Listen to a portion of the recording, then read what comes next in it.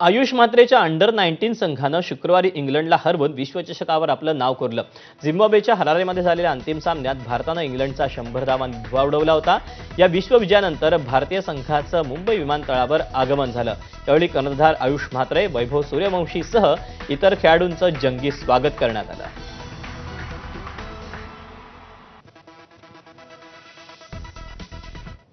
Under 19 world कपमधील विजयानंतर भारतीय संघाचा कर्णधार आयुष म्हात्रे भारतात परतला. क्रिकेट टीमच्या ऐतिहासिक कामगिरीनंतर आयुषनं सिद्धिविनायक मंदिरात दर्शन घेतलं.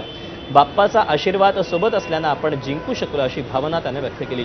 दर्शनानंतर आयुष आपल्या घरी गेला तेव्हा नालासोपारा पश्चिमेतील गणेश पार्क मैदानात त्याचं मोठ्या उत्साहात स्वागत करण्यात आलं.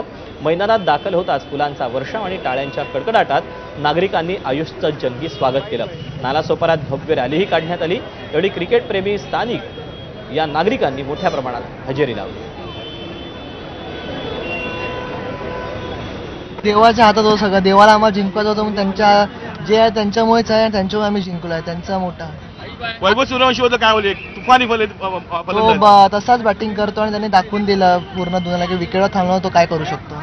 T20चा वर्ल्ड कप सुरू झालेला आहे, काय बोलशील, काय अपेक्षा आहेत? काय नाही, इंडिया टीमला जिंकतील सपोर्ट करा तुम्ही. आज देवाचं दर्शन घेतलेलं आहे, थांब ना, देवाचं दर्शन घेतलंयस, काय मागितलं गणपती बाप्पाकडे? काय नाही, असंच सपोर्ट पाहिजे देवाप्पा, असंच पाठिंबा पाहिजे. पुढचं अचिव्हमेंट काय असेल, पुढे काय पुढे काय नाही, अजून आता क्रिकेट चांगलं क्रिकेट खेळायचं इंडियासाठी.